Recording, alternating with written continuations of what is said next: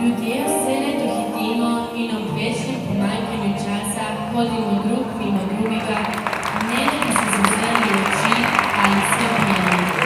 Decembra pa se čas za trenutek ustavi, zato si vzamemo čas za stiske rok, za nasmehe in tople objeme.